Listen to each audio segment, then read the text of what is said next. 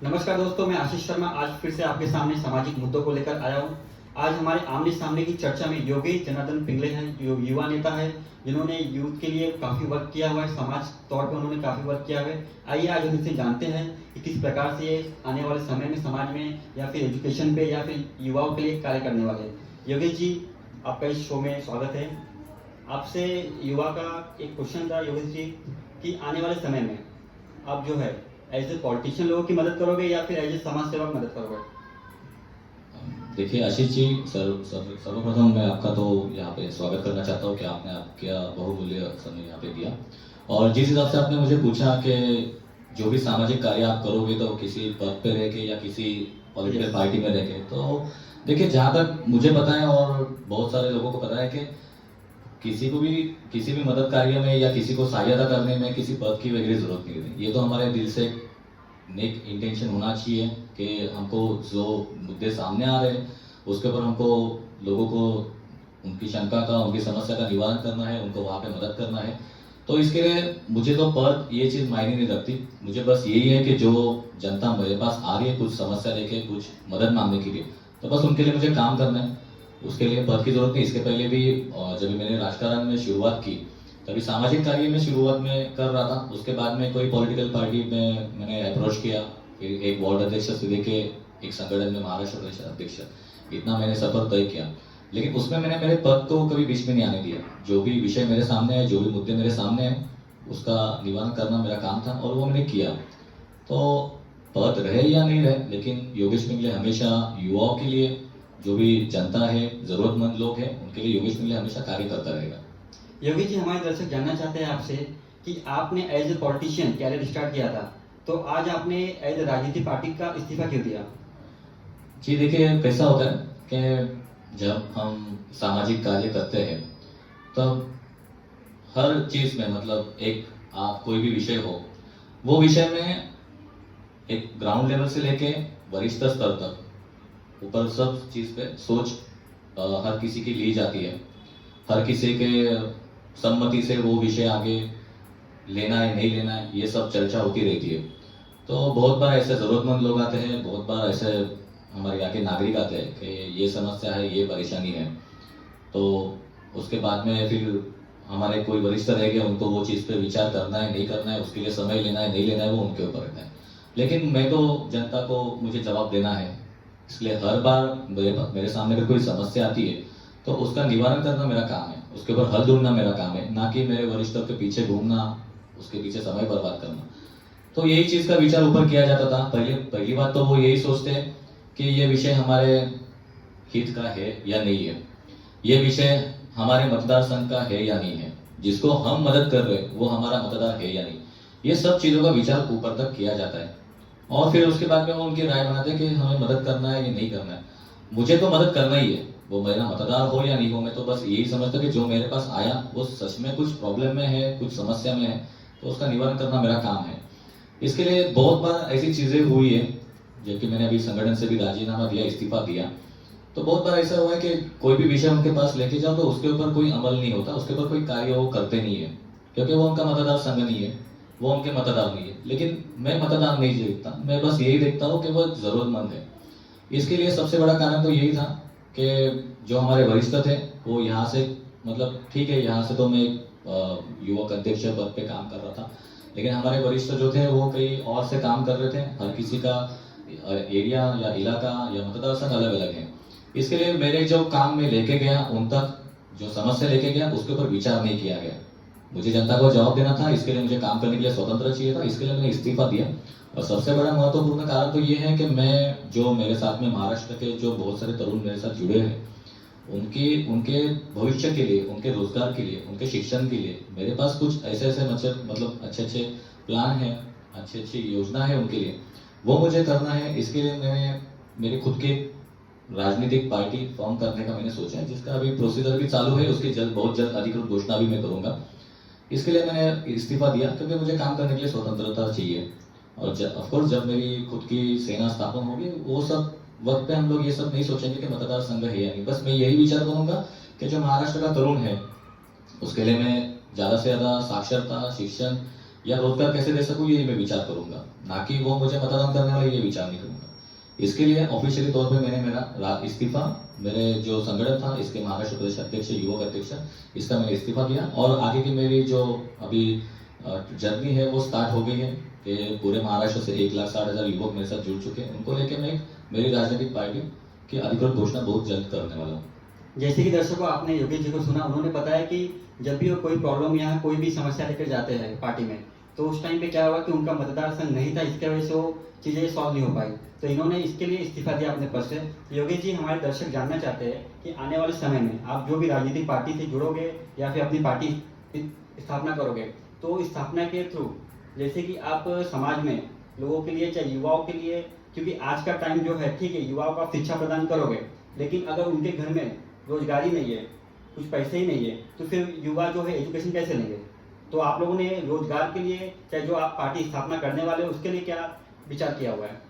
बराबर। सर्वप्रथम तो आपने अभी पहला सवाल पूछा, महाराष्ट्र के राजकारण का हाल तो आपने देखा ही होगा अभी फिलहाल।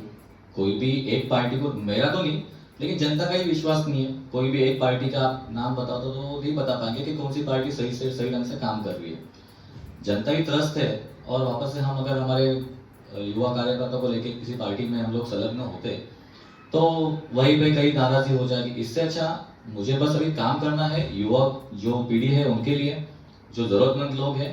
क्योंकि मैं तो देखो आशीष जी, महाराष्ट्र भर में दौरे करते रहता हूँ, सिर्फ मुंबई के लिए मैं काम नहीं करता हूँ, मैं महाराष्ट्र भर दौरे करता हूँ, जैसे मराठवाड़ा, खानदेश विभाग, विदर्भ, पुणे, पश्चिम महाराष्ट्र, ये सब जगह में, कोकण पट्टा, सब जगह पे मैं जाता हूँ। तो वहाँ पे हर जगह से समस्या अलग अलग है, एक ही समस्या लोग नहीं दिख रहे। जैसे आप मराठवाड़ा में जाओगे तो वहाँ पे बेरोजगारी बहुत है, साक्षरता का भी बहुत वहाँ पे प्रमाण कम है। ऑफकोर्स देखिए, कोई भी देश का जो भविष्य रहता है वो उसकी साक्षरता, लिटरेसी और उसके एम्प्लॉयमेंट, रोजगार के ऊपर डिपेंड रहता है। तो मेरी यही कोशिश रहेगी कि ज्यादा से ज्यादा जो हमारे महाराष्ट्र के युवा है, जिनके अंदर सच में टैलेंट है, जिनके अंदर कुव्वत है, उनको यहाँ पे रोजगार मिलना चाहिए। जो कि बहुत सारे लोग बाहर से यहाँ आके सेटल होने का ख्वाब देखते हैं, वो पूरा भी करते हैं, लेकिन हमारा महाराष्ट्र का युवा क्यों पीछे रहना चाहिए? तो इसके लिए मैंने सबसे पहले यही सोचा है कि पहले हमारे महाराष्ट्र के युवा जो है उनको उनके टैलेंट के हिसाब से, उनके कुव्वत के हिसाब से उनको रोजगार मिलना चाहिए। साक्षरता के लिए भी हम लोग प्रयत्न कर रहे हैं कि ज्यादा से ज्यादा लोग साक्षर होने चाहिए। ये बात आपने सही कही कि बहुत सारी जगह पे मतलब पढ़ने लिखने के लिए भी जो विद्यार्थी उनको उतना पैसे नहीं रहते, ये लेकिन ठीक है, हमारे पास ऐसे महाराष्ट्र सरकार की या हमारे भारत सरकार की बहुत सारी योजनाएं हैं जहां से हम लोग युवाओं को शिक्षा प्रदान करके दे सकते हैं। बस एक बात है कि अवेयरनेस की, कि आपको वो जो उनकी योजना है वो वहां तक आपको पहुंचानी है। ठीक है, मैं अकेला तो सबके स्कूल में एडमिशन विद्यार्थियों का नहीं कर सकता, उनका खर्चा भी नहीं कर सकता, इसके लिए बहुत लोगों को साथ में आना पड़ेगा। हम हर महाराष्ट्र में रहने वाला जो कहता कि मैं भूमिपुत्र हूँ, तो उसने ये भी विचार करना चाहिए कि महाराष्ट्र में जो लोग अभी भी साक्षरता से, शिक्षण से दूर है, तो उनका एक जन की भी जिम्मेदारी उठा ले, एक भूमिपुत्र एक दूसरे भूमिपुत्र की जिम्मेदारी उठा ले, तो भी ये बहुत सारा जो बोझ है, जो निरक्षरता का जो बोझ है वो कम हो जाएगा। साक्षरता बढ़ेगी, जब साक्षरता बढ़ेगी तो रोजगार भी बढ़ेगा। और जरूर युवाओं में, मतलब मैं महाराष्ट्र के युवाओं को बताना चाहता हूँ कि ये महाराष्ट्र जो हमारी जन्मभूमि है, हमारी महाराष्ट्र में हमें नौकरी करने के लिए कोई रोक नहीं सकता। बस आपको सामने आना है, आपका टैलेंट इस महाराष्ट्र राज्य के सामने, आपको लोगों के सामने दिखाना है। हम किसी और को दोष नहीं दे सकते, ठीक है, बाहर गांव से जो आए उनकी मेहनत है, वो उनके टैलेंट के ऊपर आए, उसके ऊपर हम लोग कुछ नहीं बोल सकते। लेकिन हमारे भी यहाँ पे महाराष्ट्र में बहुत सारे युवक हैं जिनके पास बहुत सारा टैलेंट है, बहुत सारा उनके अंदर कुव्वत है, तो उन्होंने सामने आकर ये सब हमारे मतलब महाराष्ट्र में प्रयत्न करने चाहिए। और ऑफकोर्स मैं भी करूंगा, मैंने अभी तक बहुत सारे युवा को रोजगार दिलाया है, उनको व्यवसाय के लिए मार्गदर्शन किया है, जितना हो सके उनको मैंने हमेशा मार्गदर्शन किया है। और उनके परिवार वालों को भी यही बताया कि मेरे पीछे घूमने से कुछ होगा नहीं, आपको अगर कुछ करना है तो पहले आपका घर संभालिए, आपका काम धंधा संभालिए, फिर मेरे पीछे आइए। ये विचार लोगों को पटते, इसके लिए बहुत कम समय में 1,60,000 कार्यकर्ता तक मैं पहुंचा हूँ, वो जो मेरे साथ जुड़ चुके हैं। तो यही है, मैं तो खुद मतलब जब मेरी भी पार्टी स्थापन करूंगा तो सबसे पहला मेरा मोटो यही रहेगा कि साक्षरता और रोजगार, ये दो ही विषय पे मैं, मेरा जो पार्टी है या सेना है मेरी, वो मैं चलाऊंगा। बाकी तो आगे की बात, आगे इलेक्शन वगैरह कौन सी पार्टी से जुड़ना वो आगे की बात, लेकिन जब मेरा युवा जो मेरे साथ में है वो साक्षर रहेगा और उसके पास रोजगार रहेगा, तो ही वो उस काबिल बन पाएगा। योगेश जी, जैसे कि देश में बहुत सारी पार्टियां हैं, मतदार संघ के पहले चाहे मतदार आने से पहले अभी कोविड की सिचुएशन में भी काफ़ी बहुत सारी राजनीतिक पार्टियों ने लोगों को आश्वासन दिया कि हम आपको बेरोजगार दिलाएंगे, आपको रोजगार दिलाएंगे, पर ऐसा कुछ हुआ नहीं। तो जो आपकी पार्टी स्थापना होने वाली है, जो आप समाज कार्य करने वाले हो, लोगों को रोजगार देने की बात आपने कही, एजुकेशन की बात कही, तो और पार्टी की तरह सिर्फ जुमलेबाजी होगी या फिर कार्य होगा? देखिए, पहली बात तो बाकी सब क्या पार्टी ने क्या मतलब लोगों को आश्वासन दिए वो तो मुझे पता नहीं, और उस विषय में मैं बोलूंगा भी नहीं, क्योंकि ठीक है वो मुद्दे सालों से चलते आ रहे। अभी ये कोरोना जो है क्योंकि आज के टाइम पे युवाओं को जो है लोगों पे भरोसा नहीं रह गया, क्योंकि देश में इतनी सारी पार्टियां हैं और लोगों ने सिर्फ जुमलेबाजी की है। तो अभी आप किस तरह से लोगों को भरोसा दिलाओ कि हाँ ठीक है, हमारी पार्टी आएगी जब देश में, चाहे हमारी पार्टी आएगी मार्केट में, तो आप लोग जो आप बोल रहे हो एजुकेशन या रोजगार, उस पर कार्य होगा। बराबर वही मैं बता रहा हूँ आपको कि देखो ये जो कोरोना है ये सिर्फ हमारे शहर में या महाराष्ट्र में या हमारे देश में, ये तो सारे मतलब कंट्रीज में है, सारे देशों में हुआ है। ये संकट जल्द से जल्द जाना चाहिए, माँ भवानी के चरणों में प्रार्थना करता हूँ। लेकिन इसके अंदर ही भी लोगों ने मतलब जो पॉलिटिशियन लोगों ने कमेंट किया, इसके पहले भी पॉलिटिशियन लोगों ने बहुत जुमलेबाजी की है, कमिटमेंट किए कि आपको रोजगार दिलाया जाएगा, आपको साक्षरता दिलाया जाएगा। ठीक है, वो पूरे क्यों नहीं हुए वो तो उनको पता, या वो सिर्फ ऐसे ही बोल रहे थे या उन्होंने दिल से प्रयत्न किए या हुए नहीं, वो तो उनको पता। वो तो मैं उसके ऊपर मैं अभी फिलहाल कुछ बता नहीं सकता। लेकिन ठीक है, मैं तो ऐसे आश्वासन नहीं करता हूँ कि मतलब आपको दूंगा ही दूंगा। मैं तो यही कहूंगा कि ठीक है, मेरी पार्टी जब फॉर्म होगी तो उसके अंदर मैं सबसे पहले आपके साक्षरता और आपके रोजगार के ऊपर मैं जरूर काम करूंगा। उसके लिए मैंने अभी से मतलब मेरे जहाँ पे मैंने मराठवाड़ा विदर्भ ऐसे जो मेरे सब पट्टे बताए, जो विभाग बताए, वो विभाग से मैंने अभी से उनके जो रिज्यूम है वो लेने की शुरुआत की है। जैसे हमारा पार्टी फॉर्म होगा तो मुझे प्रचार से ज्यादा जितने एम्प्लॉयमेंट फेयर ले सकूंगा, जितने कार्यकर्ता मेरे साथ जुड़ रहे, उनका डेटा मैं पहले कलेक्ट करूंगा कि उनका शिक्षण कितना है, उनकी पात्रता कितनी, उनकी वैधता कितनी है। ये सबसे पहले मेरा काम होगा। चलो ठीक है, अभी मेरे साथ 1,60,000 है, तो 1,60,000 कार्यकर्ताओं को मैं पार्टी फॉर्म करने के बाद एक दिन में तो उनको या एक महीने में जॉब नहीं दे सकता। चलो ठीक है, पहले टप्पे में 10,000 को जॉब दे सकता हूँ। उसके आगे सिर्फ मुझे युवाओं का विश्वास नहीं जीतना है। जितने भी कॉर्पोरेट कंपनी से, जितने इंडस्ट्री है, उनसे भी मुझे बातचीत करना होगा। मैं एक तरफा नहीं बोलूंगा। जब बाकी इंडस्ट्रीज और कॉर्पोरेट कंपनीज उनको हमारे पार्टी के ऊपर विश्वास होगा तो वो सामने से बोलेंगे कि सर आपके जो युवा है उनको हमारे कंपनी में अपॉइंट करने के लिए हम लोग रेडी है।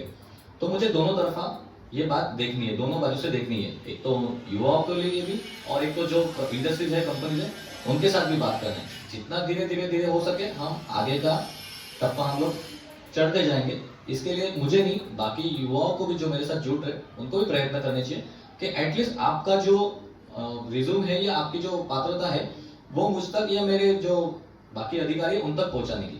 सिर्फ उनको जॉब पे लगना है और वो घर बैठे बोलेंगे तो वैसा नहीं होगा।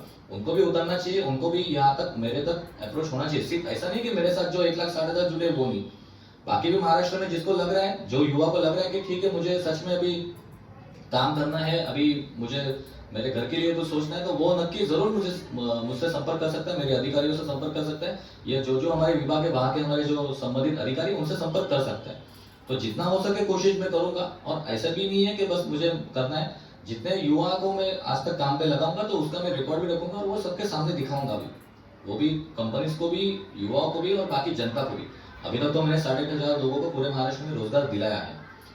भगवान की कृपा रहेगी तो ये 8,000 से 1,00,000, 1,00,000 से 2,00,000, ये जरूर मैं कोशिश करूंगा। मतलब आपका कहना है कि आप पहले कार्य करोगे फिर वोट मांगोगे? ऑफकोर्स अभी तो फिलहाल तो कोई इलेक्शन लड़ना अभी तक तो ऐसा कुछ दिल में तय नहीं किया है। पहले तो मैं यही सोचूंगा कि हमारा महाराष्ट्र जो है सुजलाम सुफलाम होना चाहिए। जिस तरह से आप देखते हो कि उस तरह से विकास हुआ नहीं। महाराष्ट्र का युवा हमारा जो है वो काफी स्ट्रांग होना चाहिए, उसको किसी के सामने मजबूर नहीं होना चाहिए। ये मेरी कोशिश होगी कि हमारा जो युवा वर्ग है वो सक्षम होना चाहिए। उसके बाद मैं आगे की सोचूंगा कि मेरी पार्टी से महापालिका के इलेक्शन लड़ने या विधानसभा या खासदार की लड़ना, ये बात की बात है। पहले तो युवाओं को सक्षम करना, रोजगार दिलाना, साक्षरता, ये मेरा सबसे पहला मोटो है। तो योगेश जी, हमारे दर्शक जानना चाहते हैं आपसे कि आज की जो युवा पीढ़ी है, जितने भी पार्टियां जुमलेबाजी की उनके वजह से वो त्रस्त हो चुकी है, तो आपसे राय है कि युवाओं को पॉलिटिक्स में आना चाहिए या फिर कैसे क्या? जरूर देखिए, युवा को तो राजकारण में हो या इतर कोई भी क्षेत्र हो वहां पे प्रयत्न तो करने चाहिए, क्योंकि ये हमारा आज का युवा, ये हमारा देश का कल का भविष्य है। अगर युवाओं को मतलब ऐसा लगता है कि राजकारण में आना है नहीं आना है, तो आप वो सोचने से अच्छा आप ये देखिए। आपका एक्सपीरियंस, क्योंकि आप पहले एक राजनीतिक संगठन से जुड़े हुए थे, फिर आपने इस्तीफा दिया, फिर अभी देन आप जो है अपनी संगठन बना रहे, अपनी सेना बना रहे, तो आपका एक्सपीरियंस क्या बोलता है कि युवाओं को राजनीति में आना चाहिए या नहीं आना जरूर चाहिए? जरूर आना चाहिए, क्योंकि ये युवा जो है ये हमारे देश का भविष्य बदल सकता है। जो आज की जो कठिन परिस्थिति है वो आगे चल के अगर युवा उसमें ध्यान देता है और आज के जमाने के हिसाब से उस संगठन को चलाता है तो जरूर ये देश का भविष्य बदलेगा। ये देश का जो आज के कठिन परिस्थिति है वो भी बदल के काफी अच्छा सुधार हो सकता है। युवाओं में आना चाहिए, हम स्वागत करते हैं युवाओं का। अगर युवाओं को लगता है कि हम काम कहाँ से करें तो ठीक है, आप आपके स्थानीय स्तर से काम कर सकते हो। अभी बहुत बार युवा मतलब ऐसा लगता है कि हम किस नेता के पास जाए, कोई भी समस्या हो, आपको कोई नेता के पास जाने की जरूरत नहीं है। अगर कोई क्योंकि आज राजनीतिक पार्टियों में इतनी जुमलेबाजी हो गई है कि लोगों का भरोसा उठ गया है। बराबर है, भरोसा उठता है। क्योंकि देखिए मतलब मैंने भी ये चीज़ काफ़ी देखी है, क्योंकि मैं भी 15 साल का मेरा अनुभव है।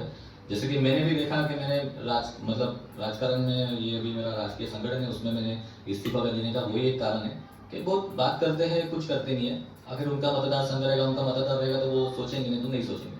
सोचिए, आप जब राजनीतिक पार्टी से जुड़े हुए हो, आप इतने त्रस्त हो गए, तो आम पब्लिक जो जुड़ी नहीं है तो वो कितना त्रस्त हुई होगी, तो उनको कैसे आश्वासन दिलाया जाए कि आने वाले समय में जो भी आपकी संगठन, जो भी आपका पॉलिटिशियन पार्टी स्टेबल हो रहा है, उससे लोगों को कार्य, चाहे उनका कार्य होने के बाद में ही जो है आप लोग महापालिका इलेक्शन जो भी लड़ोगे? वही मैं, जैसे आपने बताया कि लोग त्रस्त हो चुके, तो इसके ऊपर मैं लोगों को ये तो आश्वासन फिलहाल नहीं दे रहा, लेकिन मैं लोगों को मार्गदर्शन जरूर कर सकता हूँ। अगर देखिए आपके आप जहाँ पे रहते हो वहाँ पर कुछ समस्या है, पानी संबंधित समस्या है या आपको शिक्षण संबंधित समस्या है, अस्पताल संबंधित समस्या है, तो आपको हर बार नेता लोगों के दरवाजे पे जाने की जरूरत नहीं, उनके चौखट पे जाने की जरूरत नहीं। अगर आपको स्वास्थ्य संबंधित समस्या है तो आप आरोग्य अधिकारी को मिल सकते हैं आपके शहर के। आपको अगर आपके पानी संबंधित कुछ समस्या है तो आप सहायक आयुक्त है, ज्वाइंट कमिश्नर है, आयुक्त है, उनको मिल सकते हैं। आपको अर्जी करनी है, आपको वहां पे आपका जो मतलब समस्या है ये आपको ही हल करना है, ये सोच के अगर आप जाते हो तो आपको किसी नेता की जरूरत नहीं लगेगी। और जब आप ये नेता लोगों के पास काम लेके जाओगे तो वो नेता लोग आपको झांसे में ले लेते हैं, फिर आप वो जो बोले वही उसके ऊपर विश्वास रखते हो। जब आप खुद सक्षम हो गए तो आपको किसी नेता के पास जाने की जरूरत नहीं, फिर आप आपका काम खुद कीजिए। मेरा यही राय है कि मतलब देखो, स्थानिक जो समस्या है वो आप खुद हल कीजिए। ये छोटे छोटे चीजें, अभी मैं भी राजकारण में शुरू किया तो मुझे लगता था कि ठीक है ये काम के लिए मैं भी शुरुआत में कई लोगों के पास जाता था, वो वहां पे से काम नहीं होता था। फिर बाद में मैंने खुद स्टार्ट किया, मतलब समझो पानी की संबंधित समस्या है या अस्पताल संबंधित है तो मैं खुद जाके वहां पे उन लोगों से मिला, उनसे काम का तरीका समझ लिया कि क्या करना है क्या नहीं करना है, तब जाके मैंने मेरे खुद का काम चालू किया। उसके बाद में फिर लोगों का मतलब मेरे को प्यार मिलता गया कि नहीं योगेश जी आप राजकारण में उतरिए। फिर राजकारण में उतरा, राजकारण में उतर के भी लोगों को मैंने रिजल्ट दिया, उससे धीरे धीरे धीरे मेरा ये कारवा बढ़ते गया। इसके लिए मैं यही चाहता हूँ कि भले मेरे साथ 4 लोग नहीं जुड़े तो भी चले, बोले को मुझे पार्टी में सिर्फ मेजोरिटी दिखाने के लिए नहीं करनी। 4 लोग सक्षम हो गए मेरे बोलने से, मेरे मार्गदर्शन से, उसमें मुझे खुशी है। भले फिर वो 4 कार्यकर्ता दूसरे कोई भी पार्टी में जाओ या किधर और नहीं राजकारण नहीं भी आते तो भी चलेगा, लेकिन लोगों में नागरिक जो है उन्होंने सक्षम होना चाहिए। जब वो खुद सक्षम हो गए तो ये जुमलोबाजों की दुकान तो जरूर बंद हो जाएगी, ऐसा लगता है। तो योगेश जी, कैसा है कि अभी आज के समय में देखा जाए, जो भी जो लोअर लेवल से है, सपोज जैसे कि अभी आप देखते हो जो हॉकर्स है, जो भी अपना रोड के किनारे जो भी अपना धंधा बिजनेस कर रहा है, आज के टाइम पे उनके ऊपर कितने अत्याचार हो रहे हैं, तो उसके ऊपर से आप राज्य सरकार पे या स्टेट गवर्नमेंट क्या बोलना चाहते हो? देखिए पहली बात तो जो हॉकर्स है वो जो यहाँ पे मतलब इलीगल तरीके से जो कुछ भी उनका शॉप या दुकान क्योंकि चलाते हैं, कैसा है कि उनका छोटा सा दुकान है, Of उस course. पर पूरा फैमिली डिपेंड है, बट बराबर। आज के टाइम पे देखा जाए तो उन्हें बहुत बहुत सारे प्रॉब्लम फेस Exactly. करने पड़ रहे हैं। तो वही कहना चाहता हूँ, देखो जो मतलब इलीगल है वो है, कानून कोई तोड़ना नहीं चाहिए, ये तो मैं बता रहा हूँ। लेकिन एक दूसरी भी बाजू है, जब महापालिका है या सरकार है, जब उनको पता है कि इतने लोग हमारे यहाँ पे बेरोजगार है और ये रास्ते पे या जो हॉकर्स है फेरी वाले हैं, तो उनके लिए राज्य सरकार ने सोचना चाहिए। ठीक है आपके पास जगह है, बहुत सारी खाली जगह है, आप वो उनको अलॉट करके दे सकते हो। कोई चौपाटी के बाजू में समझो नहीं आपको इतने 50 जमते तो आप 20 दुकान या 10 दुकान जो महापालिका के अंडर है उनके बोलने के नियम के अनुसार वो उनको दुकान चलाने को दे सकते हैं। कम से कम 50 नहीं तो कम से कम 10-10 लोग से तो शुरुआत होगी। हॉकर्स जो इलीगल धंधा करते हैं ठीक है, मैं वो उन्होंने कानून नहीं तोड़ना चाहिए मैं भी बताता हूँ, लेकिन इसके ऊपर ये कंट्रोल में रखना ये काम है महापालिका का, ये काम है राज्य सरकार का। कि आपके यहाँ पे जो भी बाहर से आ रहे हैं उनको लग रहा है कि उन्होंने वहाँ पे उनके मतलब रोजगार के लिए कुछ हाथ पैर मारे, तो आपको उनको एक मौका देना चाहिए। आपको उनके ऊपर जबरदस्ती नहीं करनी चाहिए। जो आप उनको मारते हो, पीटते हो, केसेस करते हो, बहुत बार मैंने भी देखा उनके कुछ दुकान वगैरह रहते हैं वो तोड़ देते हैं। अरे भाई वो गरीब है, वो कुछ इतना भी बड़ा इलीगल नहीं कर रहा है। लेकिन योगी जी उनको जो परमिशन है, जो म्यूनसिपालिटी परमिशन दे रही है, जो भी पौधे वगैरह फाड़ रही है, हाँ। तो वो तो ले ली ना। हाँ, पौधे तो कलेक्शन फाड़ ली। कलेक्शन तो हो रहा है। कलेक्शन तो हो रहा है। होने के बावजूद फिर उनके ऊपर अत्याचार करना ये कहाँ का नियम है? तो वही मैं बता रहा हूँ कि अगर जब महापालिका उनके पास से कलेक्शन ले रही है तो ये महापालिका की जिम्मेदारी है कि उनको एक जगह जो महापालिका के अंडर है वो उनको 10 गाले 20 गाले वो अलॉट करके देने चाहिए कि वो अपने पेट के लिए कर रहे। मेरे हिसाब से वो कोई इतना बड़ा गुनाह नहीं कर रहे। जो कि आपको अगर बंद करना है तो वो इलीगल हुक्का पार्लर चालू है वो बंद कीजिए, इलीगल डिस्को चालू है, क्लब चालू है, बार चालू है, वो बंद कर दीजिए। इनको क्यों, बेचारे गरीब लोगों को क्यों? मतलब क्या है कि गरीब के इन लोग यही सोचते हैं कि गरीब आवाज नहीं उठा सकता। लेकिन ये अगर जो हॉकर्स है या कोई गरीब है, ये अगर सही राह से जाए और सही जगह पे आवाज उठाए तो ये महापालिका हो या राज्य सरकार हो या केंद्र सरकार हो, इनको एक दिन जाग जरूर आएगा। सबसे बड़ा सवाल योगी जी कि आज जो युवा नशे में चला गया है, जो युवा नशे में चला गया, जो देश की युवा पीढ़ी है, जो देश का भविष्य है, नशे में चला गया है। काफी आप देखते होंगे कि आज के यंग जनरेशन जो भी 16 to 25 तक काफी नशे वगैरह हो रहे हैं। तो उसके लिए सर क्या प्लान है आपके संगठन का? क्या आपकी ओर से युवाओं के लिए उसके लिए क्या मोटिवेशन होगा, कि उसके लिए क्या प्लान होगा कि सपोज कि अगर एक घर में एक भी नशे वाला है, सपोज अभी उनका जो भी फैमिली है, ठीक है, अगर पैसे से जो भी है वो वाले फैमिली सर्वाइव कर रहा है और उसी में नशा है, तो उसको कैसे छुटकारा दिया जाएगा? उसके लिए कुछ प्लान? पहली बात तो जो देखो, ये जो युवा पीढ़ी जो नशा के आदी में होती जा रही है, तो जो उनके सामने दिख रहा है वो तो करेंगे, उनके हिसाब से वो फैशन है या ट्रेंड है, वो उनको समझ भी नहीं उनको, क्योंकि देखो वो युवा है, शायद से वो मैच्योर नहीं रहेंगे। इसके लिए वो एज अ पॉलिटिशियन पार्टी आप स्टेबल, वही मैं बता रहा हूँ, आई कम टू द पॉइंट। ये सबसे पहली बात तो सरकार की है, उसके ऊपर प्रतिबंध लगाना। अगर मैंने आपके सामने कुछ रखा है तो आपका चॉइस है खाना या नहीं खाना। अगर जब आपके सामने नहीं रखा तो आपके पास चॉइस ही नहीं रहेगा।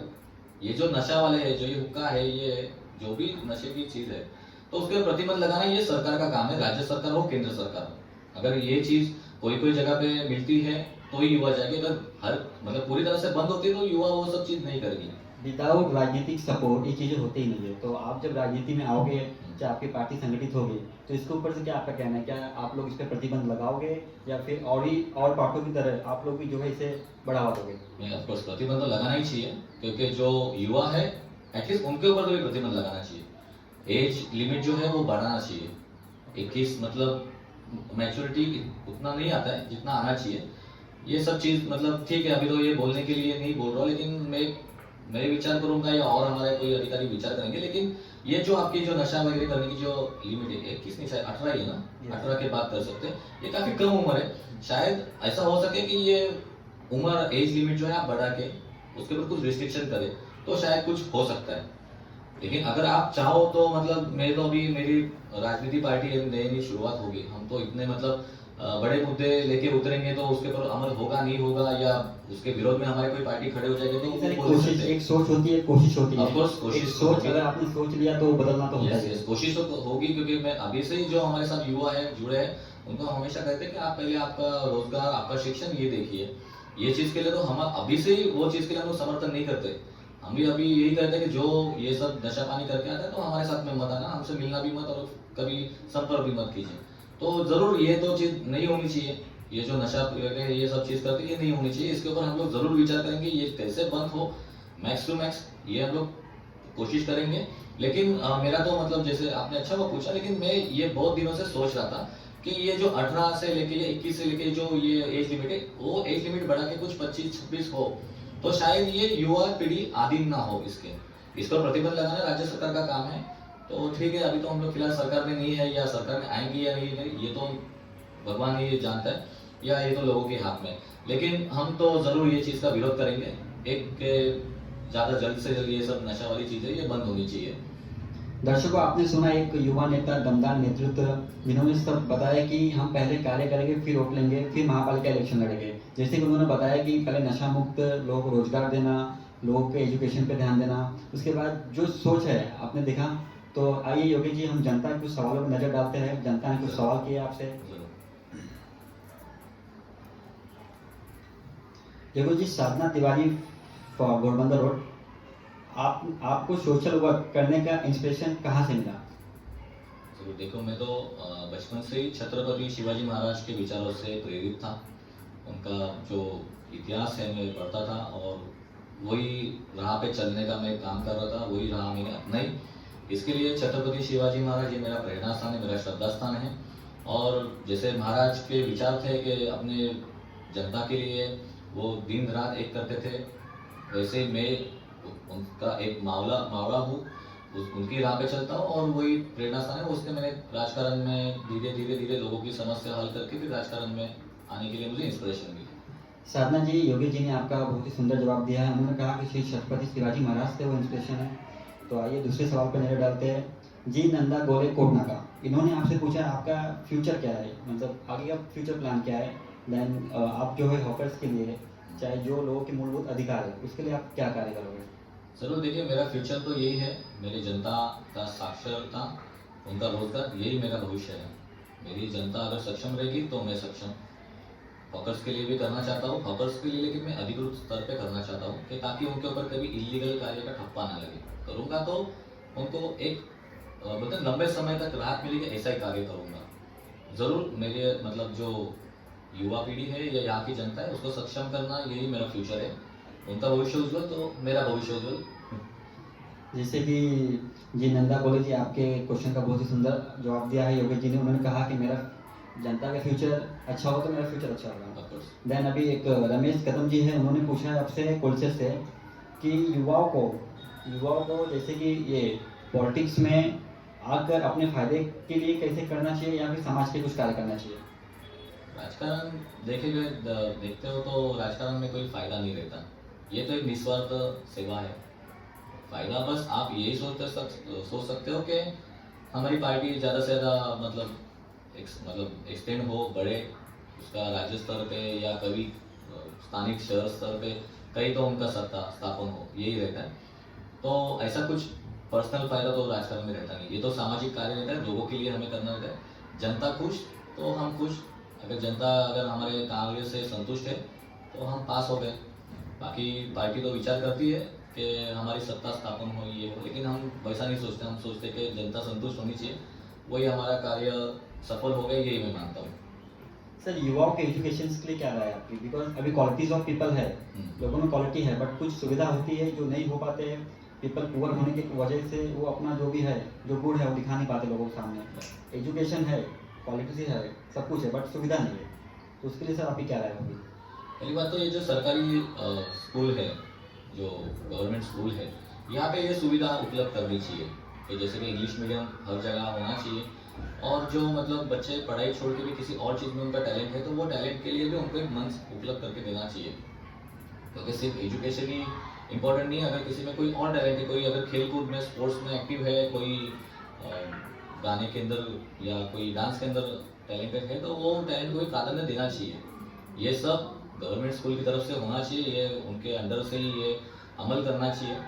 हर चीज़ मतलब एजुकेशन पे आके रुकनी नहीं चाहिए। एजुकेशन इज मोस्ट इम्पोर्टेंट, ये मैं बोल रहा हूँ, लेकिन एजुकेशन के आगे भी सोचना चाहिए कि ठीक है, अगर इसमें कोई ड्राइंग का टैलेंट है तो ये ड्राइंग का टैलेंट सामने लाना, ये वहाँ के शिक्षक या वहाँ के जो एजुकेशन अधिकारी उनका काम है। उन्होंने भी ये ऐसे कुछ कैंपेन या ऐसे मंच उपलब्ध करके देने चाहिए कि जहाँ से बच्चों का टैलेंट सामने है। ऑफकोर्स टैलेंट है, महाराष्ट्र के युवाओं में बहुत सारा टैलेंट है, वो जल्द से जल्द इस देश के सामने आना चाहिए। उसके लिए हम लोग भी प्रयत्न करेंगे। हम लोग तो अभी भी करते हैं, मतलब जैसे मैंने बताया, मराठवाड़ा, विदर्भ, कोकण पट्टा, यहाँ पे भी हम लोग कैंपेन करते हैं। एजुकेशन तो शिक्षक जो है उनकी जिम्मेदारी है, उसके अंदर हम लोग बीच बीच में नहीं कर सकते, लेकिन वो छोड़ के जो उनका टैलेंट है वैसे हम लोग कैंपेन लेते हैं। वैसा मंच है हमारे पास, बहुत सारे टैलेंटेड युवा जो है, विद्यार्थी है, वो हमारे सामने आ रहे हैं। उनको जैसा है, उनकी कुव्वत है, उनका कैलिबर है, उनको वैसा मंच हम लोग उपलब्ध करके दे रहे हैं। लेकिन आगे जाके भी हमारे यही प्रयत्न रहेंगे कि जिसका जैसा टैलेंट है वैसे उसको प्लेटफॉर्म मिलना चाहिए। दर्शकों, आज आपने आमने सामने की चर्चा में योगेश जी को सुना।